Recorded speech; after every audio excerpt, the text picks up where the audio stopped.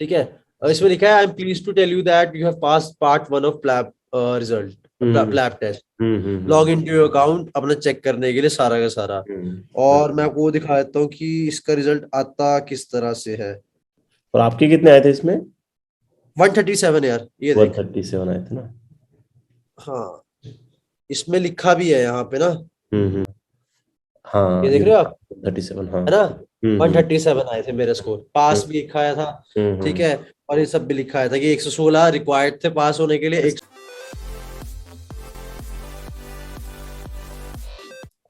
Hello guys, my name is Dr. Deepak Anjana, currently doing internship at MJ Medical College Indore.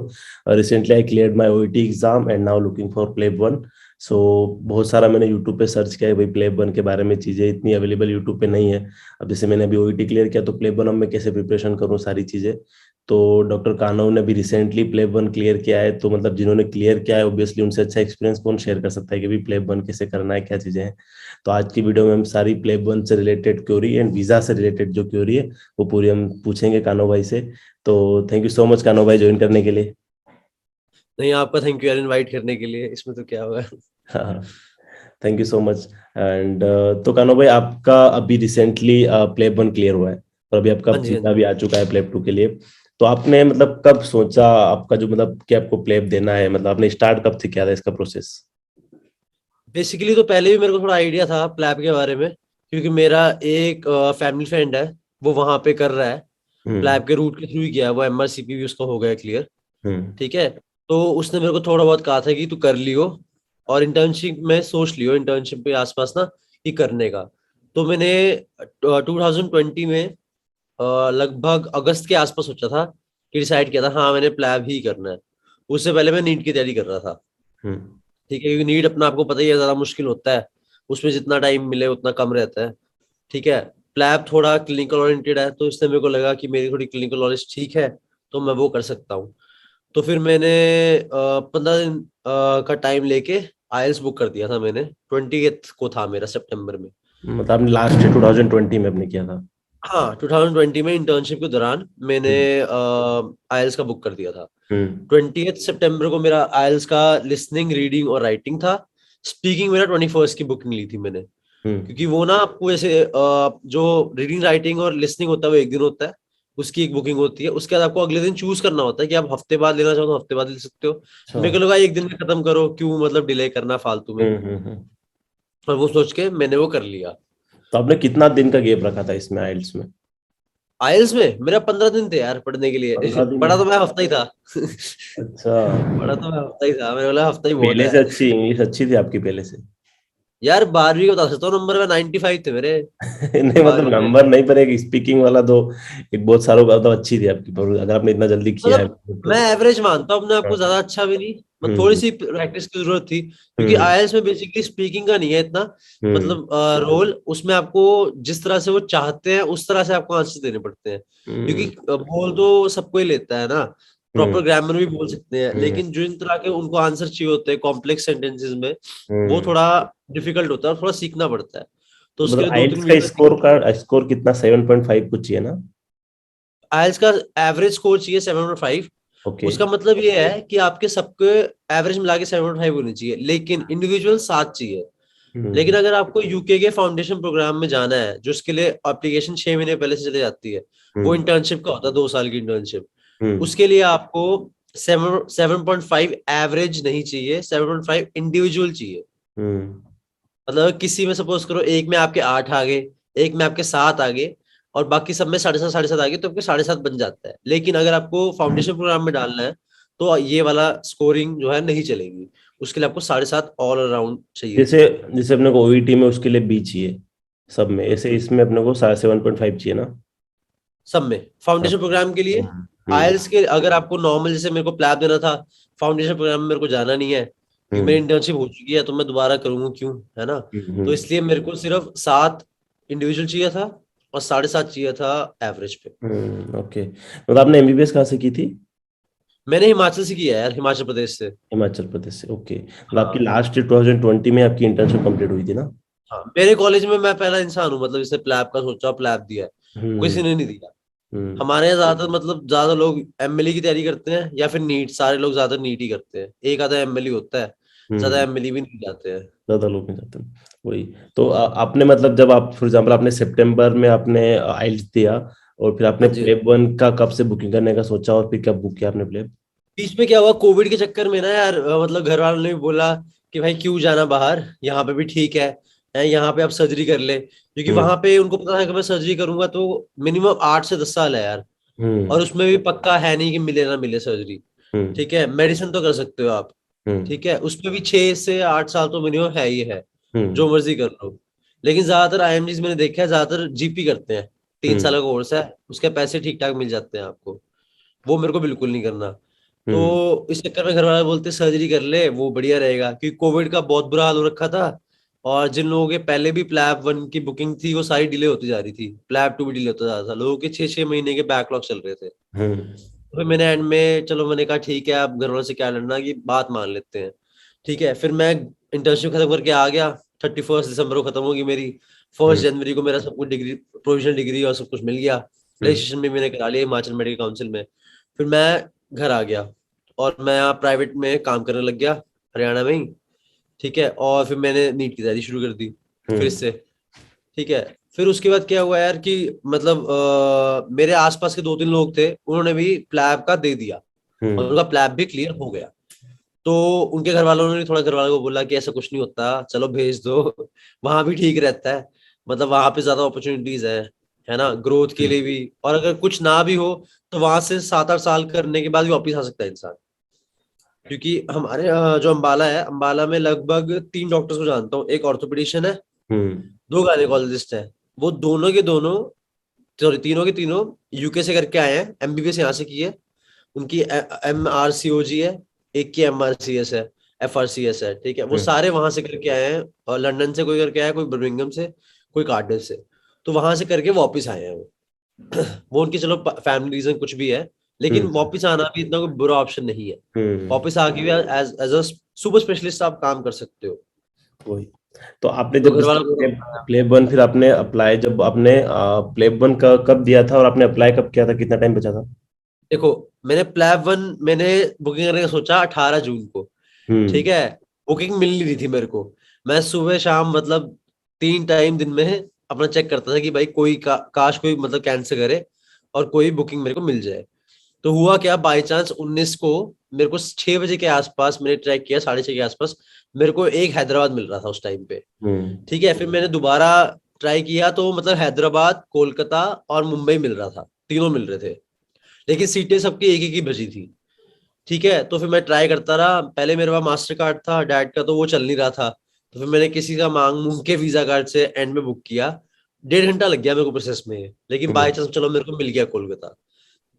और कोलकाता का पंगा ये था यार, बाकी सारे इंडिया लगभग खुल चुका था, कोलकाता में भी लॉकडाउन चल रहा था तगड़ा वाला, हम्म। वहां पे एंट्री में भी बहुत पंगे पड़ रहे थे, RT-PCR भी चाहिए था हर जगह ट्रैवलिंग के लिए भी, और पूरा पूरा कोलकाता बंद था।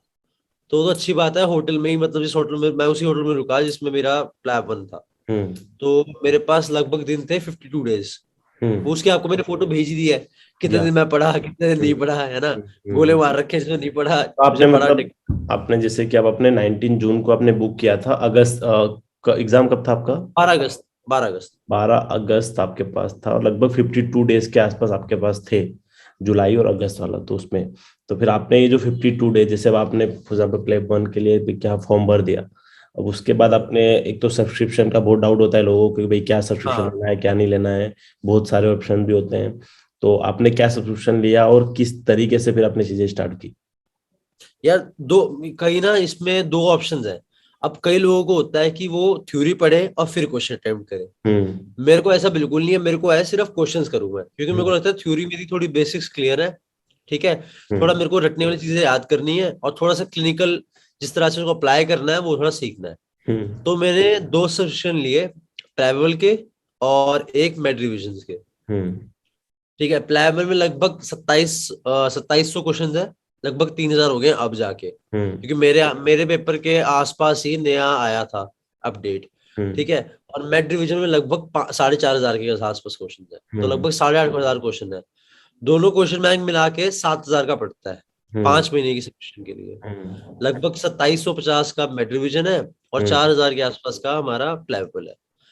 प्लेवेबल ज्यादा जरूरी है मेरे हिसाब से। अगर आपको एक चीज करनी हो तो प्लेवेबल कीजिए, मेड रिवीजन छोड़ दीजिए, कोई हम्म जरूरत नहीं।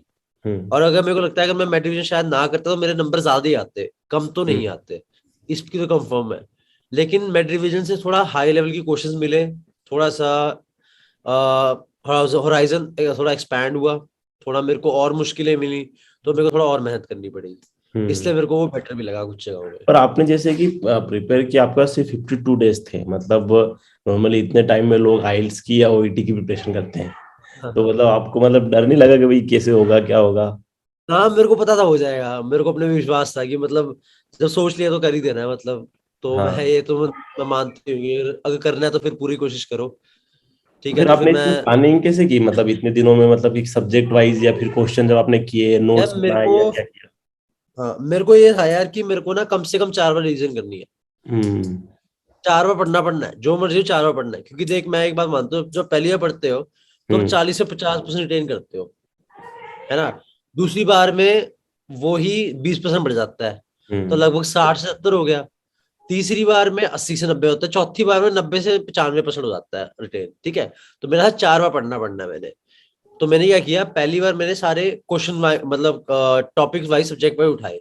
हम्म उसका मैंने आपको फोटो भेजी हुई है कि हम्म कितने कितने क्वेश्चन थे, कितने कितने सब कुछ थे। हम्म सबसे पहले मैंने बड़े बड़े सब्जेक्ट है, जैसे पीडिया हो गया, ठीक है, ऑब्स गायनी इकट्ठे मिला के 211 क्वेश्चन के आसपास है। हम्म एथिक्स हो गए, ठीक है। मेडिसिन में मैंने रेस्पिरेटरी और गैस्ट्रोएंटरोलॉजी इकट्ठे की थी, हम्म उसको भी लगभग 250 क्वेश्चन हो जाते हैं। हम्म वीरोलॉजी के बहुत क्वेश्चन थे, वो भी एक दिन किए थे।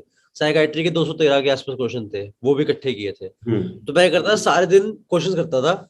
उसके नीचे लिंक्स भी होते हैं और एक्सप्लेनेशन भी काफी अच्छी होती है, वो भी मैं पूरी तरह पढ़ता था। ठीक है, उसके बाद मैं ये करता था, प्लेवेबल के अंदर ही ना 10 पाउंड एक्स्ट्रा देने की वजह से मेरे को जेम्स मिले थे। हम्म। उन्होंने नया एक शुरू किया था, फ्लैश कार्ड्स है उसमें बेसिकली, अच्छा। फटाफट ना याद देखने के लिए कि आप अच्छा ये सब कुछ, ये सब कुछ है इसमें, ये हम्म मेन मेन इंपॉर्टेंट चीजें, पॉइंट्स, बुलेट पॉइंट्स। एक हम्म पावर पॉइंट प्रेजेंटेशन की तरह, जैसे हम कभी कभी हम्म फर्स्ट ईयर में पढ़ते थे, सेकंड ईयर में पढ़ते थे, टीचर पढ़ाते होते हैं, वैसे थे वो। तो मतलब एक सब्जेक्ट खत्म, क्वेश्चन खत्म करने के बाद मैं वो एक बार सारी रीड मार देता था, ताकि मेरे को, चलो उस टाइम पे देखो 2 बार हो गया है ना, एक बार मैंने वो किया, एक बार जेम्स पढ़ लिए, 2 बार ये हो गया। ये मैंने पहले 16 दिन में खत्म कर दिया। उसके बाद हम्म। मैंने ब्रेक ली थी 1-2 दिन की, बीच में छुट्टी तो आपने मारी थोड़ी 16 दिन में खत्म किया, मतलब पर डे आप कितना पढ़ते थे उस टाइम? यार। अब देख ले यार, अगर मेरे को 200 टू 3000 क्वेश्चन लगभग खत्म करने हैं 16 दिन में, तो मेरे को कितने करने पड़ेंगे, लगभग लगभग 200 क्वेश्चन एवरेज, है ना। Maximum hmm maximum round of करके हम्म 180 के आसपास मान ले, 180 की 170 मान लो। हम्म ठीक है, 170 के आसपास 175 क्वेश्चन मैं एवरेज करता था। लेकिन उसमें ऐसा होता था, किसी दिन मैं 250 करता था, किसी दिन मैं 150 भी करता था, हम्म मेरे मूड के ऊपर होता था। ठीक है, लेकिन मैं एवरेज पे 150 से ऊपर तो मैंने हर दिन क्वेश्चन किए ही किए। हम्म उसके अलावा मतलब 100 पेज कम से कम जेम्स पढ़ता ही पढ़ता था। तो लगभग 10 से 12 घंटे की स्टडी तो रोज की थी मेरी उस टाइम पे। मतलब जो लोग नॉर्मली 4 4 5 5 महीनों में करते हैं, तो फिर वो उस हिसाब से कम पढ़ते हैं देखा जाए तो। मतलब आपने वो अगर मेरे 50 डेज हिसाब में से किया तो थोड़े वो आपने, आलसी होते हैं, हाँ, थोड़े आपने अगर आलसी होते हैं वो। कम टाइम में किया, पर आपने बहुत ज्यादा अच्छे से, थोड़ा ज्यादा कंसंट्रेशन के साथ अच्छे से किया। हम्म मुझे लगता है पता क्या होता है, जैसे देखो अभी आपने जैसे अभी आपने बुक की है ना, प्लैब वन की मैंने बुकिंग की अगस्त है के लिए आपने, है ना। बुक, अगस्त के अभी लिए। आपको थोड़ा सा, अभी आपको थोड़ा एक थोड़ा जज्बा भी होता है हम्म। ना। अभी अभी नवी नवी बुक की है, ऊपर एक थोड़ा जोश होता है अभी ना। तो अभी जितना खींच लो, उसके बाद तो थोड़ा इंसान थोड़ा ढीला हो जाता एक्चुअली है। ऐसा होता है ना कि टाइम के हिसाब से, जैसे कि अब मेरा अगस्त है तो माइंड में भी रिलैक्सेशन है कि अरे हाँ अगस्त हाँ है, अभी टाइम है। हाँ, यही बात है ना। अगर आपको यही होता, अगर मैं कहता आपको दिसंबर में देना है, हाँ वही बात है, तो ऑटोमेटिक चीजें फिर बढ़ लगना जाती पड़ता ना। है, लगना पड़ता हाँ, और ऊपर से मेरे को ये था कि अगर मैं नहीं लगूंगा तो मेरे को यार मतलब वो साल मेरा वेस्ट होता लगभग। है। 6 महीने तो कहीं नहीं गए थे मेरे वेस्ट होने। 6 महीने तो एटलीस्ट वेस्ट होते ही होते हैं, मेरे को कंफर्म था वो वेस्ट होने हैं फिर। तो आपका अभी एग्जाम जो था वो अगस्त में था, हाँ जी। और उसका रिजल्ट फिर कब आया? उसका रिजल्ट आया यार 2:30 बजे दोपहर के, 23 तारीख को, 23 सितंबर को। 23 सितंबर 2021 को आपका रिजल्ट आया था। हाँ जी। तो मेन जो अब अगर हम एक इन जनरल अगर ब्रीफ में अगर बात करें कि भाई, अगर एक तो प्लेबेबल, एक प्लेब किस के बारे में क्या है चीजें? प्लैब की ज्यादा थ्योरी है, मैंने आपको बताया ना, दो तरह के लोग हैं ना। एक होता है जिनको सिर्फ सिर्फ थ्योरी पढ़ के और फिर क्वेश्चन पढ़ने में थोड़ा कॉन्फिडेंस आता है। उसका कारण पता है क्या होता है यार, वो इसलिए करते हैं ऐसे क्योंकि अगर वो एकदम से क्वेश्चंस करते हैं और उनके ज्यादा ठीक नहीं होते तो उनको थोड़ा डिमोटिवेशन होती है। ठीक है। अब मेरे को भी पता है, देखो जब मैं पहली बार अटेम्प्ट कर रहा था क्वेश्चंस, तो मेरे को पता है मेरे 65-70% सबसे ज्यादा ठीक होंगे, है ना। और मेरे चलो साइकाइट्री में अच्छी तरह आती थी, उसमें मेरे 90% भी ठीक थे, लेकिन एवरेज में मेरे 70% क्वेश्चंस ठीक होते थे फर्स्ट एड में, पहली बारी में। तो अगर बंदा सोचे उसके सारे सारे ठीक हो जाए, फिर वो तो पॉसिबल नहीं है ना। पर मेन है ये ना। भी है ना कि आप जैसे कि आपका फॉर एग्जांपल आपने इतने टाइम में कम टाइम में कर लिया, तो को हो सकता है कि आपका कॉलेज टाइम में थोड़ा बेसिक ज्यादा क्लियर हो, या क्योंकि आपका ज्यादा गेप, आप नीट पीजी के लिए भी पढ़ रहे थे तो आपको चीजें हाँ थोड़ी पढ़ तो बहुत रहा था। आउट भी थी। अब जैसे कि मेरा, जैसे फॉर एग्जांपल मैंने दिसंबर में अपना एफएमजी क्लियर किया, दिसंबर से मैं इंटर्नशिप कर रहा हूँ, 6-7 महीने हो चुके हैं और 6-7 महीने से मैंने बुक नहीं उठाई है। अब मुझे हाँ जैसे फॉर एग्जाम्पल अब उठाना है तो लगभग लगभग बेसिक तो आधे ज्यादा पूरा लगभग क्लियर ही हो चुका है माइंड से। हाँ जैसे मुझे स्टार्ट करना है तो फ्रेश स्टार्ट ही हो पाएगी, और ज्यादातर मेरे टाइप हाँ इंटर्नशिप के बाद वाले, हाँ। तो वही। थ्योरी तो करनी पड़ेगी फिर वही आपको, तो एक बार तो करना थ्योरी कम से कम आंखों से एक बार तो निकालनी पड़ेगी। है। तो मतलब प्लेबेबल और प्लेब की इनफ है, मेड हाँ रिवीजन एक्स्ट्रा हो जाता है उसके चक्कर में, फिर आपका इनका रिवीजन नहीं हो पाएगा ज्यादा। ज्यादा बेटर है कि मैं इनका ये revision कहूंगा करो। कि हाँ, बल्कि अगर आप करना चाहते हैं, सपोज करो आपके आपके 6-7 महीने है ना, आप हम्म। कर सकते हो। आपने एक महीने में अपने प्लैब क्लीज कर लिए, अगले महीने में आराम से प्लाइबल खत्म कर लिया, फिर उसके बाद आपने एक महीने में मेट्रिविजन खत्म तो कर मेड लिया। रिवीजन फॉर एग्जाम्पल अगर मेड रिवीजन अपन करते भी हैं तो हो सकता है बाद में भी उसमें प्लेब टू में भी थोड़ी बहुत हेल्प करेगी, अगर नॉलेज अगर आपको आएगी तो ऑब्वियसली थोड़ा प्लैब बहुत। टू में देखो, मैं बताऊं जितना मैंने लोगों से पूछा, जितने लोगों से मैंने जाना, वो कहते हैं प्लैब टू कुछ नहीं है, वो सिर्फ आपको इंटरपर्सनल रिलेशनशिप देखते हैं, आप हम्म। कैसे पेशेंट से बात कर रहे हैं वो देखते हैं, और आपका डाटा गैदरिंग और फिर प्रोसीजर आता है। ओके। वो सिर्फ यही चीज देख रहे हैं नॉलेज और का इसी इतना चीज के ज्यादा अंदर नहीं है उसमें, देखा जाए तो। डायग्नोसिस का इतना नहीं है। वो जो हम्म। मतलब मेरा दोस्त भी वो कहता है आपकी नॉलेज नॉलेज जो चेक करनी थी वो प्लैब वन में वो चेक कर चुके हैं। अब हम्म। वो आपका देखेंगे कि आप पेशेंट को हैंडल कैसे करते हो, आप पेशेंट की केयर कैसे करते हो। अब जैसे अपने यहाँ तो जैसे जैसे पेशेंट आता है उसको भगा भी देते हैं कभी कभी कि भाग जा, अभी टाइम नहीं है ना, अभी बैठ जा थोड़ी देर, 10-15 मिनट बैठे रहे उसके बाद बात करते हैं, है ना, शांत हो जा, चाय पी ले। ठीक है। गाली गलौज भी हो जाता है कभी पेशेंट के साथ, आपके कॉलेज में भी हुआ होगा इंटर्नशिप में, गवर्नमेंट में है तो ना। होता ही है। और हर जगह ही होता है, मैंने देखा है, गवर्नमेंट हो जो मर्जी हो, मैंने देखा हर जगह रश ही होता है। पेशेंट का क्राउड ही इतना होता है, कोई क्या ही कर सकता है। हाँ हाँ। लेकिन वहां पे चाहे क्राउड हो चाहे क्राउड ना हो, वहां पे आपको एक एक एथिक्स और गुड प्रैक्टिस की तरह ही प्रैक्टिस करनी पड़ती है प्रॉपर तरह से। आप हम्म। वहां पे अगर आप गलती करते हो तो आपको निकाल देते हैं। वो अभी पीछे एक केस था, सोमालिया का डॉक्टर था, ठीक है, वो 2002 से रजिस्ट्रेशन हो रखी है उसकी जीएमसी में। अच्छा। ठीक है, उस बंदे का उस दोनों ने लाइसेंस रद्द कर दिया है वहां प्रैक्टिस करने का। अच्छा। कारण पता क्या है, उसको इंग्लिश नहीं बोल रही थी ठीक से। हाँ। ओके। उसको ना तीसरा अटेम्प्ट दिया उन्होंने आइल्स का। अच्छा। पहले इसने आइल्स दिए, उसमें इसके नंबर है 4-4-4। ठीक है सब में। तो आइल्स का अब कुछ वापिस से कुछ होता है क्या बाद में? बात पता क्या है, अच्छा, उसकी केस कर हुआ दी होगा। कंप्लेंट। अच्छा, उसकी हाँ। कर दी कंप्लेंट। हम्म। उसकी हुआ क्या, वो था फोरेंसिक फोरेंसिक मेडिसिन का डॉक्टर वहां पे, ओके ओके। है ना। तो अब वो कंसल्टेंट को बता रहा था कि इसको ऐसे से हुआ है, ऐसे से हुआ है, मेरे को बताओ थोड़ा बहुत। तो वो फीमेल थी, पहले तो चलता रहा काम 10-15 साल, कोई फर्क नहीं पड़ा।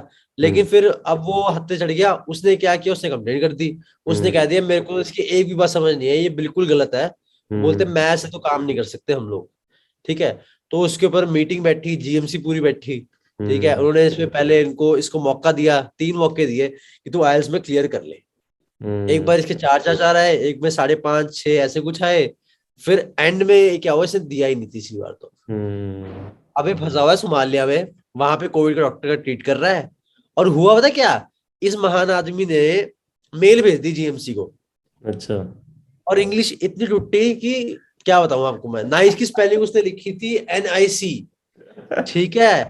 डॉक्टर की स्पेलिंग लिखी थी DOCTER। ठीक है। और पेशेंट की स्पेलिंग भी इसने गलत लिखी थी। अच्छा, फिर तो ठीक है, तो उन्होंने क्या टेस्ट किया, करने की जरूरत ही नहीं थी फिर तो। उन्होंने मेल देख के सीधा कैंसिल कर दी इसकी। तो मतलब मैं ये बता रहा हूँ आपको मतलब वहां पे। ये ये लेसन है बाकी लोगों के लिए भी जो देख रहे हैं कि भाई जीएम से कुछ भेज रहे हो तो अच्छा लिख के भेजो। भाई ग्रामर मैं गलत तो होगी तब चल चेक जाएगी। करूँ, और क्या यार, वो कैंसिल कर देते हैं। अरे एक और बड़ा तगड़ा सीन था, एक पीछे क्या हुआ, एक और चीज हुआ ये, हाँ। कई सारे डॉक्टर ना ये हाँ, एक इनका रेसिज्म का बड़ा पंगा रहता है। हाँ। वहां पे रेसिज्म का बहुत ज्यादा पंगा है, मतलब वहां पे ना कई पेशेंट मना करते हैं साफ साफ कि भाई हम नहीं कराते ब्राउन डॉक्टर से। तब भी हम्म। उसमें कुछ नहीं कर सकते भाई यार। उनका तो एक ही कहना है एनएचएस वालों का और जीएमसी का कि भाई पेशेंट की मर्जी है जिसमें से इलाज कराए। अगर वो कहता है नहीं कर सकते तो नहीं कर सकते, बस यही एक फंडा है ना। तो अब क्या कर सकते हैं, थोड़ी मजबूरी है तो हमारी भी है उनकी वो भी है तो इसमें होना ही है कुछ थोड़ा बहुत तो अब जैसे आपने आप जैसे प्लेब वन आपका आ गया रिजल्ट सितंबर में आपका क्लियर हो गया, आपने लगभग 4 बार तो 3-4 बार रिवाइज तो करना ही चाहिए, आपका ये कहना है ना मेन। एटलीस्ट। ठीक है। एटलीस्ट अब उसके बाद अलावा अगर अपन जाएं और वो एक हॉक्सफोर्ड हैंडबुक का बड़ा सुनते हैं लोग, उसका के बारे में क्या है? वो बिल्कुल नहीं पढ़ना यार, वो बिल्कुल नहीं। वो मैं बताता हूँ, वो ना मतलब इस टाइम पे तो बेवकूफी है। पहली बात तो उसकी जरूरत नहीं है। हम्म। ठीक है, मैं तो उसी में विश्वास करता हूँ, जितनी जरूरत हो उतना ही काम करो। ज्यादा काम करने की जरूरत नहीं है। ज्यादा काम करना है तो मैं अगर सपोज को जिसको बहुत ज्यादा पढ़ने का शौक है, वो क्या करो, पास मेडिसिन या फिर एक और सब्सक्रिप्शन आती है, उससे सब्सक्रिप्शन उठाओ एमआरसीपी की। ठीक हम्म। है, या एमआरसीएस की।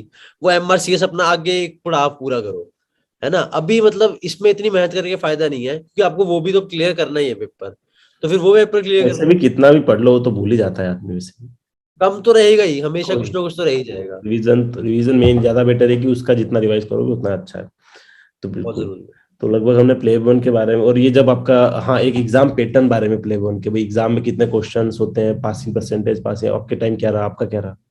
ठीक है, 180 क्वेश्चन होते हैं, हम्म। 180 मार्क्स होते हैं। हम्म। कोई नेगेटिव मार्किंग नहीं है। हम्म। ठीक है। ठीक है। इसमें क्या होता है, बेसिकली उस दिन का बाकी लोगों को देख के और एग्जाम की डिफिकल्टी देख के ये पासिंग मार्क डिसाइड करते हैं। मेरे टाइम पे कट ऑफ एक। 116 वाला पास था। हम्म। ठीक है, 116 वाला पास था, एवरेज 120 नंबर थे, और मेरे 137 थे। हम्म। ठीक है, और लगभग मिला के मेरा 79% थे मार्क्स। ठीक ठीक है। है, उसमें रिपोर्ट कार्ड में लिखा आता है इसका ना कि आपके कितने मार्क्स है। तो और मेरा बड़ा तगड़ा सीन हुआ था यार, पहले मैं चेक कर रहा था, मेरी आ नहीं रहा था कुछ। अब मैंने बाकी लोगों का देखा हुआ था, बाकी लोगों को आती है मेल कि we are please to inform you that you have passed. ठीक अच्छा। है, मेरे को वो मेल भी नहीं आई। मेरे को समझ ही नहीं आया ये क्या हो गया। ठीक है, 23 तारीख को वेट करता रहा। ठीक है, तो फिर पहले तो क्यू बड़ी लंबी थी। 50वां नंबर आया, फिर 10वां नंबर आया, 40 दिन में 10। रिजल्ट आता है ना, 35-40 दिन में? हाँ, 35 से 40 दिन। जिस दिन आपका प्लैब प्लैब वन होगा ना, उस दिन वो आपको खुद बताएंगे कि हम्म। आपका रिजल्ट इस टाइम पे इस जगह पे ऐसे आएगा आपका ओके। एग्जैक्ट, आपको खुद बताएंगे वो। ठीक है, और इसमें लिखा है I am please to tell you that you have pass part one of PLAB result, hmm. PLAB test. Hmm. Hmm. Log in to your account अपना चेक करने के लिए सारा का सारा। हम्म। और मैं आपको वो दिखा देता हूँ कि इसका रिजल्ट आता किस तरह से है। और आपके कितने आए थे इसमें? 137 यार, ये वन देख। थर्टी सेवन आए थे ना? हाँ, इसमें लिखा भी है यहाँ पे ना, हम्म। हाँ, ये ये देख रहे हो आप, 37, हाँ। है ना।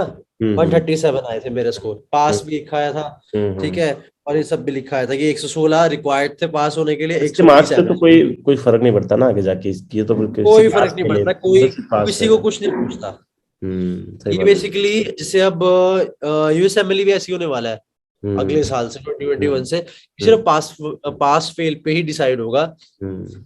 और किसी और चीज पे वो नहीं देखेंगे। ये तो अब। बेसिकली एक हम्म। लाइसेंसिंग एग्जाम है। बिल्कुल।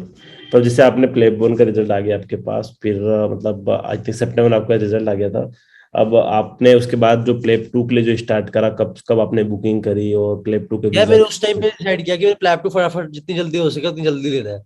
ठीक हम्म। है, अगर उस टाइम पे मेरे को दिसंबर की मिल जाती तो शायद मैं दिसंबर की भी ले लेता। हम्म। लेकिन हुआ क्या, मेरे को इन्होंने बैकलॉग बहुत ज्यादा था, 6 महीने का बैकलॉग चल रहा था। तो हम्म। इन्होंने मेरे को डेट दी कि आप डेट लो, 12 अक्टूबर को हम आपके लिए पोर्टल खोलेंगे अलग से। हम्म। ठीक है, अलग से पोर्टल खोल के आपको फिर वो आपको हमें आपको अलग से सब लोगों के लिए, अगस्त वाले लोगों के लिए अलग से सारी चीज खोलेंगे और आपको प्रायोरिटी लिस्ट में रखेंगे। हम्म। मतलब अगर सपोज करो कोई और बंदा बुक करना चाहता है तो उसको 12 अगस्त के बाद, मेरे बुकिंग के बाद ही मिलेगा, हम्म। उसको मेरे से पहले नहीं मिलेगा। तो उसको आप भी करना चाहते हो तो आपको भी नहीं मिलेगा उस दिन सिर्फ मेरे लिए होगा जिन्होंने अगस्त में क्लियर किया है। हम्म। ठीक है, तो फिर मैंने उस टाइम पे मिला मेरे को। फिर मैंने बुकिंग करी। बुकिंग मिल रही थी मेरे को, जनवरी में सारी डेट्स मिल रही थी, हम्म। फरवरी में मिल रही थी, मार्च में मिल रही थी। मेरे दो दोस्त हैं, वो दिल्ली के वीएमसीसी के पास आउट है, वहीं पे जेआरशिप कर रहे हैं, उन्होंने बुक किया मार्च का। वो कहते हैं मैं कोई जल्दी नहीं, आराम से करेंगे। ठीक है, मेरे को था थोड़ा जल्दी करूं, मैं जितनी जल्दी हो सके उतनी जल्दी अचीव करूं और आगे बढ़ूं। कोई वेट कर ठीक रहा है, है यूके में? नहीं यार मेरा कोई वेट नहीं कर रहा, लेकिन मेरे को वेट नहीं हो रही कि मेरे को ये है कि जितनी जल्दी हो सके ये खत्म करूं, फिर एमआर सही सीरीज बात है, करते हैं। सही बात है, इस प्रोसेस से निकलो जितना जल्दी हो सके मेरे को वो। एमआर सीरीज जल्दी जल्दी क्लियर करना है। मैं तो ये भी सोच रहा था कि जितना मतलब अगर सपोज करो 1-2 महीने और डिले होता है प्लैब 1 प्लैब हम्म 2, तो एमआर सीरीज इंडिया में लिख देता मैं अभी तक तो। मेरे हम्म नवंबर में लिख देना था वो। ठीक है, तो उसके बाद मैंने डिसाइड किया, मेरे को बुकिंग मिल गई 7 जनवरी की। ओके। ठीक है, इससे पहले प्लैब मतलब देखो इतने दिन थे ना, 23 सितंबर से लेकर 12 अक्टूबर तक, इसके बीच में मैंने एपिक अकाउंट बनाया हाँ, और एपिक वेरिफिकेशन कंप्लीट करी। इसका ठीक थोड़ा है, सा अगर तो ब्रीफ में आप प्रोसीजर समझा पाए, क्या होता है इसमें? देखो यार, एपिक एपिक बेसिकली क्या है, एपिक अकाउंट होता है, ये सारे के सारे इंटरनेशनल मेडिकल ग्रेजुएट्स के लिए बहुत जरूरी है। हम्म जो यूएसएमएल के बारे में इनको पता है, उनको पता है एपिक एपिक वेरिफिकेशन क्या होती है। हम्म बेसिकली क्या है, ईसीएफएमजी करके साइट है। ठीक है, वो वाले बंदे हैं, वो आपका वेरीफाई करते हैं कि आपने, जैसे सपोज करो आप बोल रहे हो कि मैंने डिग्री करी है, ये मेरी डिग्री है, ये क्या प्रूफ है कि वो डिग्री उसी कॉलेज की है और उस कॉलेज ने ही आपने पास आउट हुए, है ना? हम्म कोई प्रूफ तो नहीं है ना, सिर्फ आपके कागज है ना? तो इसलिए वो कहते हैं कि आप हमें प्रूफ दो। तो हम्म वो क्या करते हैं, सपोज करो मैंने एपिक अकाउंट बनाया, उसमें अपनी सारी डिटेल्स डालूंगा, अपनी ग्रेजुएशन डालूंगा, अपने किस दिन पास किया वो डालूंगा। फिर मैं उसमें, मेरे को अपलोड करना, उसमें लगभग 10,000 रुपये लगते हैं। हम्म ठीक है, $40 का अकाउंट है, $30 का अकाउंट है, और $100 और देने पड़ते हैं हम्म वेरिफिकेशन के लिए, हम्म पर डॉक्यूमेंट, ईच पर हम्म डॉक्यूमेंट। हम्म ठीक है, और अगर किसी भी सपोज करो यूएसएमएल वाले जिसमें कर रहे होते हैं, वो हर एक मतलब ट्रस्ट में भेजते हैं वो। ठीक है, तो जिस जो जहां जहां रिपोर्ट सेंड करनी है उसके पर ईच $30 होते हैं। हम्म लेकिन जैसे एक जो रिपोर्ट सेंड होती है, एक सेंड होती है फ्री। तो मैंने क्या किया, मैंने ये अकाउंट बनाया, उसके बाद मैंने फाइनल मेडिकल डिप्लोमा, अपनी डिग्री होती है, थोड़ी बड़ी सी होती है जो मतलब कॉन्वोकेशन में मिलती है। हम्म ठीक है, वो मैंने उसमें अपलोड करी हम्म स्कैन करके। हम्म ठीक है, वो स्कैन करने के बाद उन्होंने उसे वेरीफाई किया कि हाँ भाई ये डिग्री सही है। उसके बाद उन्होंने क्या किया, उन्होंने कहा कि we have send your details to the university, your university. ठीक है, will we have to get it verified from them. फिर हम्म मैंने अपने कॉलेज फोन किया कि भाई मतलब मेरा ऐसे से आएगा एपिक वेरिफिकेशन, आप कर दीजिए। तो हमारे कॉलेज में 3-4 लोगों ने एमएलई कर रखा था, तो उनको पता था कि कैसे होता है। तो हम्म उन्होंने मेल रिप्लाई कर दी, साथ साथ अगले दिन मेरा एपिक वेरिफिकेशन कंप्लीट हो गई। और उन्होंने 3 सितंबर को मेरी जो सारी सारी मेल है, वो भी उन्होंने मेरी भेज दी जीएमसी को। ओके। तो मतलब मेरा प्रॉपर एपिक वेरिफिकेशन हो रखी है। ठीक ये है। हो गया। उसके बाद मैंने 13 अक्टूबर को मैंने सारे डॉक्यूमेंट्स इकट्ठे करने शुरू कर दिए वीजा के लिए, क्योंकि हम्म वीजा का बड़ा पंगा रहता है। ठीक है, नसीर जन्नी आपने देखा होगा ब्लॉग, उस हम्म बेचारे का 3 बार रिजेक्ट हुआ था। ठीक है, उसका पहली बार मैंने उसकी पढ़ी थी कहानी कि उनके साथ क्या हुआ था। पहली बार उन्होंने कवर लेटर नहीं लगाया। ठीक हम्म है, दूसरी बार उनके बैंक स्टेटमेंट्स के पंगे थे, हम्म तीसरी बार आईटीआर का पंगा था, चौथी बार जाके उनको मिला था। तो मतलब काफी ज्यादा हैसल रहती है। और आपको पता ही है वीजा का तो पंगा हमेशा ही रहता है यूके का, वो तो हर एक मतलब टांग अड़ाते अड़ाते हैं। बिल्कुल। ठीक है, तो हमने उसमें क्या किया, उसमें डॉक्यूमेंट्स ये होते हैं, हमें आईएलटीएस का score, PLAB 1 result, hmm PLAB 2 की बुकिंग कंफर्मेशन। ठीक है, मेरी बैंक स्टेटमेंट, और मेरे कोई अगर एफडीआई है वो सब कुछ, फादर की बैंक स्टेटमेंट, और आईटीआर। आईटीआर 3 साल की होती है, पास्ट 3 इयर्स, और this is including it. And मेरी होती है 6 महीने की बैंक स्टेटमेंट, और फादर की भी 6 महीने की बैंक स्टेटमेंट। हम्म इसके अलावा हमें चाहिए होता है एनओसी ऑफ स्पॉन्सरशिप। हम्म हाँ सॉरी, जिस इंस्टीट्यूट में आप जैसे काम कर रहे हो अगर आप, तो वहां से एनओसी, और फादर लिख के देते हैं आपको गारंटी एफिडेविट। एफिडेविट में होता है स्पॉन्सरशिप का एफिडेविट, कि वो आपको प्रॉपर आपकी ट्रिप को वो स्पॉन्सर स्टाम्प करे। पेपर पे 50 रुपए और किसी पे भी। हाँ, ₹50 में, ₹30 में, जिसमें आपको ठीक लगे हम्म उसमें बनवा के। क्योंकि जैसे मैं तो इतने साल हुए नहीं थे मेरे को, और दूसरी अगर मेरे को स्पॉन्सर करना भी होता तो मेरे पास आईटीआर नहीं है 3 साल की। हम्म ठीक है, 3 साल की आईटीआर भी चाहिए। तो इसलिए मेरे को था कि बेटर रहेगा स्पॉन्सर हम फादर से कराएं, तो उनके पास आईटीआर तो होती ही है, हम्म। इनकम टैक्स रिटर्न तो सबके पास होती है। उससे डिपेंड नहीं करता कि आपका इनकम इनकम टैक्स कितना भी भरा हो, उससे कोई फर्क नहीं, सिर्फ होना चाहिए आपके पास। बेसिकली वो देखते हैं कि इंसान के पास पैसे है कि नहीं। हम्म अब सपोज करो, अगर कोई सैलरीड एम्प्लॉई है ना, अगर सरकारी डॉक्टर भी है, उसकी लगभग जो मेरे फादर की एज के है, उनकी पे रहने में है 2.75। हम्म ठीक है, कट कटा के है, 50,000 टैक्स काट के है, इतनी हम्म मिलती है। तो 50,000 महीने का टैक्स आप दे रहे हो, 6 लाख साल का टैक्स आप दे रहे हो। इसका मतलब है कि आपकी इतनी इनकम है कि आप अब अपने बेटे को सपोर्ट कर सकते हो उस टाइम के लिए। बिल्कुल। ऐसा नहीं होना चाहिए ना कि तो सपोज करो कैश अमाउंट कितना दिखाना पड़ता है अंदर अकाउंट में? बैलेंस में मिनिमम बैलेंस दिखाना चाहिए, 3-4 लाख दिखा दो वो बहुत है। हम्म, उसके अलावा जो अपनी एफडी में दिखाओ ना, क्योंकि आपको पता ही है हम लोग तो एफडी में रखते होते हैं सारे लोग पैसे ना, जितनी हो सके एफडी रखते हैं, क्योंकि हम्म, एफडी में थोड़ा इंटरेस्ट मिलता है, क्योंकि अगर सेविंग अकाउंट में रखते भी हो आप तो कोई उसमें पैसे होते ही नहीं है ना, कोई इंटरेस्ट नहीं मिलेगा, जीरो इंटरेस्ट पे चल रहा होता है काम। हम्म, ठीक है, तो आप उसमें लगभग इतनी सी बात है, जैसे सपोज करो कि आप चाहो तो प्रॉपर्टी के पेपर भी अटैच कर सकते हो अपने। वो इसलिए होता है कि आपकी वीजा एप्लीकेशन स्ट्रांग होती प्लस जाती है। प्लस पॉइंट होना चाहिए आपके पास कि उनको हाँ एटलीस्ट ये हाँ, रहे कि हाँ आप इंडिया आओगे वापस रिटर्न। प्रॉपर्टी का इसलिए है कि हाँ इंडिया वापस आने के लिए, अगर पैसे दिखाना चाहते हो तो एफडी में दिखा दो।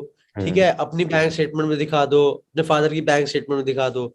तो लगभग मिला के जो वहां का स्टे होता है और सब कुछ मिला के आपको 3-4-5 लाख मैक्सिमम होता है। हम्म, ठीक है, स्टे भी हो गया, टिकट्स भी हो गए, सब कुछ हो गया। तो वो सब दिखाने के लिए अगर आप 5 लाख, 5 लाख से थोड़ा दिखा दो, 7-8 लाख दिखा दो, तो प्लस पॉइंट रहता है आपको कि हाँ इसके पैसे हैं, ये हम्म, अपना आराम से सपोर्ट कर सकता है। और ऐसा भी नहीं है कि इस ट्रिप की वजह से सारे इसके पैसे खत्म भी नहीं होंगे। ओके। ये सब कुछ चीजें होती हैं जो देखते हैं। और इसमें वो जो कवर लेटर वगैरह लगाते हैं, और एक वो इसमें जो कुछ वीजा के कुछ टाइप भी होते हैं ना, कुछ एक्सप्रेस और पता नहीं क्या क्या चीजें होती है वो देखो थोड़ा। मैं आता हूँ, बेसिकली जब आप वीजा एप्लीकेशन बुक करते हो उसके बाद आपको 10,000 रुपये भेजने भरने होते हैं, जो कि ब्रिटिश हाई कमीशन के पास जाते हैं। हम्म। जितनी भी प्रायोरिटी सर्विसेज है, जो नॉर्मल वीजा हो गया, वो पहली होती है बात तो अपने कि वीएफएस। बुक कहाँ करना होता है वीजा? बुक यार uk.gov की साइट पे है, visa.uk.gov की साइट है, उनकी खुद की साइट है। ठीक वहां है। पे एप्लीकेशन आपको सबमिट करनी होती है, उसमें सब कुछ भरना होता है आपको। वो हम्म, बड़ा लंबा प्रोसेस है, आधा पौना घंटा कम से कम लगता है एजेंट के साथ बैठने के साथ। हम्म, एजेंट के साथ इसलिए बैठते हैं हम, चाहे वो चलो 1,000-2,000 रुपये ले लेता है वो, लेकिन उसका ये होता है एक हमें एक बंदा चेक करने वाला हो जाता है, क्योंकि हम्म। हम पहली बार भर रहे होते हैं। उनको हमें इतनी नॉलेज एक्सपीरियंस नहीं है। होती है। हाँ, उनको एक्सपीरियंस होता है भरने का कि भाई वीजा कैसे भरना है, हम्म, कहाँ पे क्या चीज आनी चाहिए, किस चीज से प्लस पॉइंट मिलेंगे, किस चीज से नेगेटिव पॉइंट हो सकते हैं। जैसे आपको बताया प्रॉपर्टी आपके नाम पे होना, ठीक है, या फिर आपकी कहीं नौकरी होना, तो वो आपके सारे प्लस पॉइंट में आता है कि हाँ ये बंदा वापस आएगा, वहां पे लायबिलिटी नहीं बनेगा गवर्नमेंट के हम्म, ऊपर। हम्म, ठीक है, इसके बाद आपको क्या करना होता है, ये सब करने के बाद आप आते हो थर्ड पार्टी पे, जो आपका कराते हैं बायोमेट्रिक्स और हम्म, कुरियर सर्विस देता है, जो आपके सारे के सारे डॉक्यूमेंट्स और वो सब कुछ जो वीजा एप्लीकेशन है वो प्रॉपर भेजता है ब्रिटिश हाई कमीशन के पास। हम्म, ठीक है, अब उसके पास आती है ऑप्शंस, उसमें आती है नॉर्मल वीजा जिसमें 0 पैसे लगते हैं, हम्म, ठीक है, या 500 रुपये लगते हैं। दूसरा होता है प्रायोरिटी वीजा, जो मैंने अप्लाई किया था, वो होता है 24,000 का। हम्म, और होता है एक होता है सुपर प्रायोरिटी, वो होता है 50,000 के आसपास का। अब इसमें फर्क क्या है, नॉर्मल वीजा जो आता है उसका डिसीजन आपको मिलता है, रिजल्ट पक्का नहीं है कि पॉजिटिव ही होगा आपके पास कि आपको वीजा मिल जाएगा, है ना। तो आपको ये होता है सारा स्पीड डिसीजन बढ़ेगी। आपका मिलता है।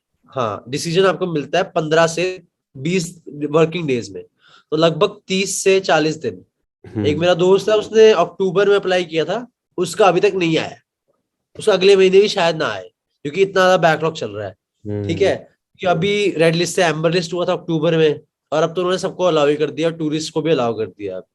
ठीक है, तो मैंने किया था प्रायोरिटी, तो मेरा 5 से 7 दिन में आता है वो डिसीजन। ठीक है, 7वें दिन आया था मेरा। ठीक है, और सुपर प्रायोरिटी होता है सबसे बढ़िया जो मेरे हिसाब से है, लेकिन थोड़ा ज्यादा पैसे देने पड़ते हैं। वो होता है एक दिन में, 24 घंटे के अंदर डिसीजन देते हैं आपको। तो मतलब ज्यादा बेटर है कि ज्यादा पैसे नहीं बिगाड़ने के बजाय प्रायोरिटी पे कर दो, ज्यादा बढ़िया है। हफ्ते हाँ, भर में आपके पास 24,000 दे दो। हाँ, हफ्ते भर 24 ये है, और 10 वीजा के 34,000 हो जाएंगे। 34,000 होता है टोटल ये वीजा 6 के मंथ का वीजा एप्लीकेशन। मिल जाता है। इसमें आपको फ्लाइट टिकट की करवाने की जरूरत नहीं है। कोई जरूरत नहीं है, बिल्कुल नहीं करानी चाहिए, बल्कि मेरे हिसाब से कि अकोमोडेशन भाई के लिए। साहब, अकोमोडेशन के लिए आप जो एजेंट होता है उसको बोल दीजिए कि आपने क्रेडिट कार्ड से कर दो, मेरे को रहना नहीं है, रिफंडेबल कर लो। ठीक है, 2 हफ्ते के लिए, वो वही प्लस पॉइंट है ना सारा कुछ, कि हाँ हम्म, 2 हफ्ते के लिए बुकिंग कर दी है इसने, है ना, सब कुछ प्लस पॉइंट है। तो वो और हमने आप कर दी थी, अब मैं। और ये प्लेब टू का जो आपने सेंटर ली, ये आपने मैनचेस्टर में लिया है ना? प्लैब 2 के सेंटर सिर्फ और सिर्फ मैनचेस्टर में ही है, ओके, ठीक है। लीड्स नहीं है। वो बीच में लीड्स शुरू हुआ था और कुछ लोग कह रहे थे, मतलब मैंने जीएमसी का देखा था, उन्होंने कहा था कि हम लीड शुरू कर रहे हैं, वो शुरू करने की बात हुई थी, लेकिन उन्होंने शुरू नहीं किया अभी तक। और मतलब कोई ये भी प्लेब ऑप्शन टू नहीं है। कितनी फीस लगी आपकी? प्लैब 2 की लगभग यार वैसे तो 879 पाउंड है, हम्म, लेकिन कन्वर्जन फीस मिला के और जीएसटी मिला के 90,000 के आसपास लग जाते हैं। और 24,000 का प्लैब 1 है, सब्सक्रिप्शन मिला के 7,000, 14,000 का आईएल्स, 32,000 का ओईटी, ठीक है, और वीजा के लिए 34, प्लैब 2 के लिए 90, स्टे का 1.5 लाख, खाने पीने का भी 1.5 लाख, और अकेडमी का लगभग 60,000 रुपए एवरेज लगा के चलो, तो ये लगभग सब कुछ मिला मिलू के आपका आता है 575। अगर ओईटी, ये जिसने आईएल्स दिया है, ठीक है, जिसने ओईटी दिया है उसका 6 हो गया पूरा, तो इतना एक्सपेंसिव नहीं है। 5 से 6 लाख अगर आप देखो, हाँ, अगर यूके, अगर आप यूएस का देखो तो इतना तो उनका सिर्फ सिर्फ फर्स्ट सेकंड स्टेप्स देने में ही निकल जाते हैं, 1.5 लाख का एक लौता स्टेप है। उसके अलावा वो जो क्लर्कशिप्स करते हैं, 6 महीने वहां रहना पड़ता है, उसके पैसे भी बहुत ज्यादा होते हैं, क्योंकि वहां रहने के खर्चे और टिकट्स के खर्चे हैं, चलो वो तो फ्री हो जाती है क्लर्कशिप भी, हॉस्पिटल वाले पैसे वापस कर देते हैं, $500-600 जो रहते हैं। इसमें अपना जो फॉर एग्जाम्पल आपने अभी प्लेब 2 के लिए आपने किया अप्लाई, तो इसकी जो अकेडमी और अकोमोडेशन इनका क्या सीन है? यार देखो, मैं तो सजेस्ट करूंगा, जब एकेडमी, अब दो तरह के लोग हैं इसमें भी ना, एक होते हैं ऑनलाइन जो सब्सक्रिप्शन में काम कर लेते हैं, ऑनलाइन क्लासेस अटेंड कर ली, ऑनलाइन सब कुछ मिल गया। मेरे को था कि फेस टू फेस मिलेगा तो बेटर रहेगा, क्योंकि जब सारी की सारी बात कम्युनिकेशन की आ जाती है, थोड़ा सा कम्युनिकेशन गैप रह जाता है ऑनलाइन में, ठीक है, तो बेटर रहता है आप फेस टू फेस करो, क्योंकि आपको वो बता भी सकता है अच्छी तरह से, आपको गाइड भी कर सकता है, और प्रोसीजर भी आपको ट्राई करने देते हैं दोबारा से, सारे के सारे सूचरिंग पूरा प्रॉपर, जैसे वो करना चाहते हैं, जैसे वो चाहते हैं कि आप करें एग्जैक्टली, तो वो भी दोबारा से सीखने पड़ते हैं वहां जाके, क्योंकि यहाँ तो पेशेंट को जैसे मर्जी करके डाल देते हैं, है ना। अगर सूचर भी लगाना हो तो बिना, कभी कभी लोकल में भी कर देते हैं, और कभी कभी लोकल भी देते हैं कि भाई चलो कोई नहीं, के देखा जाएगा, तू हाथ थोड़ा संभाल ले बस, एक हाथ को, एक अटेंडेंट को पकड़ा देते हैं हाथ, है ना। वहां पे ऐसा काम नहीं चलेगा, वहां थोड़ा ध्यान रखना पड़ता है पेशेंट का ज्यादा, ठीक है, तो वहां जाके थोड़ा सीखना पड़ेगा, तो वो बेटर रहता है। और वो अकेडमी ज्यादातर मैनचेस्टर में ही है, ठीक है, सैमसंग भी मैनचेस्टर में, स्वामी भी मैनचेस्टर में, कॉमन स्टेशन भी मैनचेस्टर में, और एक लगी एस्पायर, एस्पायर भी मैनचेस्टर में। यार एस्पायर का एक बड़ा अच्छा सीन है, एस्पायर अगर आप चाहो दिल्ली में अटेंड कर सकते हो फेस टू फेस आप, इंडिया में दिल्ली में होता है वो, बेसिकली जिसने एस्पायर शुरू किया है वो अम्बाला, वो मतलब यहाँ दिल्ली का ही बंदा है, हाँ मैंने दिल्ली का देखा ही है था जो उसको, वहां जाके, देखा हाँ, मैंने, वो बंदा यहीं का है। तो वो और उसमें उनका उसमें यहाँ पे भी होता है, और वहां जाने के बाद भी उनका वहां पे अपना प्रैक्टिकल वाला भी होता है ना एक? दोबारा ले सकते हो आप, दोबारा ले सकते हो आप, दोबारा ले ये सकते जितनी जितनी भी हैं? सारी हैं, कितनी ये फीस सारी ऐसे कितनी कहते हैं कि आप, हाँ जी, फीस कितनी है इनकी लगभग? यार एवरेज पे 60,000 लगा के चलो, क्योंकि हम्म, स्वामी की 60 है, एस्पायर की 60 है, सैमसंग की 65 है, सैमसंग की थोड़ी ज्यादा है, कितने दिन ठीक के है, लिए? कितने 16 15 दिन? दिन 16 दिन की क्लास है? 16 दिन है आपका, 16 दिन है आपका, 16 दिन और लगभग 8 घंटे है सैमसंग का, ठीक है, 14 दिन है एस्पायर का, और ये 14 दिन 16 है शायद दिन में स्वामी। एक और जो प्रैक्टिकल है वो अलग है, इसी में इंक्लूड है? सब कुछ इसमें है, तो आपको सोलह फर्स्ट डे सोलह आपको, दिन में ऐसा क्या करवा देते हैं? यार इनका ना प्रॉपर शेड्यूल है। अब हम्म, भेजा तो लोगों ने हुआ है कि भाई ऐसे ऐसे करते हैं, ठीक है, ऐसे ऐसे करके, मतलब अगर आप डालोगे सैमसंग एकेडमी के तो वो डाल देंगे, आपको बता देंगे कि प्लेटफॉर्म में फर्स्ट डे ये पढ़ाएंगे, सेकंड डे ये पढ़ाएंगे, ठीक है, लेकिन ज्यादातर लोग क्या कहते हैं कि आपको 4 हफ्ते चाहिए प्लैब 2 पास करने के लिए, 2 हफ्ते की एकेडमी होगी और 2 हफ्ते खुद की प्रैक्टिस के लिए स्टडी पार्टनर के साथ, तो इसमें ठीक है। अकोमोडेशन का आपने क्या देखा अब तक? फिर वहां पे अकोमोडेशन मैनचेस्टर मैंने में यार एयरबीएनबी किया है, ले ठीक लिया? है, हाँ, 2 हफ्ते के लिए, मतलब वही 16 दिन का है, मैंने 17 दिन का किया है, 30 नवंबर से लेकर 17 दिसंबर तक का, 18 नाइट्स का, तो अच्छा, ये तो अच्छा वो उस कोचिंग के आसपास, उस कोचिंग के लिए सिर्फ। तो उसके बाद में उसके बाद तो यार मैं देखूंगा बर्मिंगम या फिर एडिनबरा, घूमते रहेंगे ना यार, वहीं क्यों बैठना ठीक है, थोड़ा इधर उधर एग्जाम घूम जनवरी लेंगे। में है ना आपकी? हाँ हाँ हाँ, पहले घूमूंगा मैं, टेंशन ना ले, मैं इतना सोचता नहीं था। मेरा ये है कि जब एकेडमी शुरू होगी तब पढ़ना शुरू करेंगे। अब जैसे ग्रुप होते टेलीग्राम पे, वो सारे हम्म बंदे कह रहे हैं कि भाई पढ़ लो, ये कर लो, वो कर लो, मैंने अब कहा आप भाई मैं नहीं पढ़। 21 नवंबर को जा रहे हैं ना? हाँ, मैं 21 नवंबर को चले जाऊंगा, आपकी अकेडमी चालू ठीक होगी है, 1 से? हाँ फर्स्ट से। मैं 9 दिन तो चिल मारूंगा, पूरा मजे मजे करूंगा, घूमूंगा फिरूंगा इधर उधर, ठीक है, ठीक है, बनता भी है। और हाँ हाँ, करना ही पड़ेगा कुछ ना कुछ तो। दोस्त यार है वहां पे एक दो, तो उनके हम गप्पे वप्पे मारेंगे, टाइम पास करेंगे, फिर एक तरीके से पढ़ना शुरू करूंगा, बस उसी के लिए पढ़ेंगे, उस टाइम पे शुरू मतलब करूंगा ठीक ये से। पढ़ने का मतलब सीन है कि दिसंबर पढ़ना है, दिसंबर हाँ मंथ पढ़ना है, जनवरी में एग्जाम दे देना है, और फिर उसके हाँ, बाद पे क्या सीन है? उसका रिजल्ट कितने दिन में आ जाता है? उसका रिजल्ट आता है लगभग 4 हफ्ते में, पहले आता था 2 हफ्तों में। अब हम्म पता नहीं क्या सीन चल रहा है, जीएमसी थोड़ा ढीली हो रखी है शायद, ठीक है, हम्म तो वो 4 हफ्ते में रिजल्ट निकाल रहे हैं, 2 हफ्ते में आता तो बहुत बढ़िया है यार, 2 हफ्ते में अगर आ गया तो मैं क्लर्कशिप भी आराम से कर लूंगा, है ना। जॉब के क्लर्कशिप भी का क्या अप्लाई। सीन है मतलब यार, क्या बहुत सारे लोगों को कंफ्यूजन है कि भाई ये जो सीवी बनानी होती है, मतलब जैसे मेरा भी इंटर्नशिप हुई है और अभी तक हाँ, मेरी सीवी में कुछ भी नहीं है एमबीबीएस की डिग्री के अलावा। कोई जरूरत नहीं है, मैं बताऊं, मैं बताया था आपको कि भाई बड़ी बेकार सीवी है मेरी खुद की। ठीक है, हम्म। कुछ नहीं है उसमें, सिर्फ एक्सपीरियंस है मेरे पास 10 हफ्ते का, 10 महीने का प्राइवेट सेक्टर में काम करने का, और थोड़ा 1-2 महीने का सरकारी में भी। ठीक है, तो मेरे को यही लगता है कि हमें क्या करना चाहिए, क्लिनिकल अटैचमेंट करनी चाहिए जितनी कर सके। मैं तो ये सजेस्ट क्लिनिकल करूंगा कि अटैचमेंट के आप, पैसे लगते हैं या फ्री होती है? ज्यादा फ्री होती है, लेकिन अगर कोई कंसल्टेंट चाहे तो आपसे पैसे चार्ज कर सकता है। लगभग 20,000 रुपये मैक्सिमम चार्ज करेगा, और 200 पाउंड के कंटिन्यू। आसपास पर 2 वीक्स की। तो अटैचमेंट भी टू कुछ टू लोग, वीक्स की होती है? मर्जी है, कई लोग 2 हफ्ते ही करते हैं, कई लोग 6 हफ्ते ही करते मतलब हैं, मेरा अटैचमेंट ये तो है। एक एक हिसाब से ऑब्जर्वरशिप ही हो गई ना? ऑब्जर्वरशिप है, आप कुछ हाथ नहीं लगा सकते, पेशेंट को कुछ नहीं कर सकते। आपको सिर्फ और सिर्फ डॉक्टर को देखना होता है। जैसे टीवी सीरियल लेते थे हाउस एमडी या वो सब में, तो बैठ खड़े थे ना, एक साइड पे खड़ा होता है, बस देख रहा होता है, देख रहा होता है, कुछ नहीं कह सकता वो वाले तो क्लर्कशिप उसमें वाला है वो सीन। तो वो कुछ सर्टिफिकेट वगैरह देते होंगे बाद में? एंड में आपको सर्टिफिकेट देते हैं कि आपने क्लिनिकल अटैचमेंट कर रखी है। हम्म। बेसिकली क्या होता है, आपको एचआर डिपार्टमेंट को कांटेक्ट करना होता है किसी भी ट्रस्ट का। लेकिन अगर आप बेटर करना चाहो तो आप सीधा कंसल्टेंट को भी मेल कर सकते हो कि यार हम्म। मेरे को, मैं ऐसे से हूँ, मेरे को ये किया हुआ है मैंने, मेरा प्लैब 2 दे चुका हूँ, मेरे को प्लीज आप क्लिनिकल अटैचमेंट अपने साथ दे दीजिए। तो मैं तो ये कहूंगा, कई लोग 6 हफ्ते करते हैं एक ही चीज में, मैं तो कहूंगा 2-2 हफ्ते अलग अलग चीजों में करो, ताकि एक्सपीरियंस भी अलग अलग स्पेशलिटीज का हो, ताकि आप डिसाइड कर सको आपको कौन सी ज्यादा अच्छी लगती है और किस तरह का आपको लाइफस्टाइल चाहिए। ओके।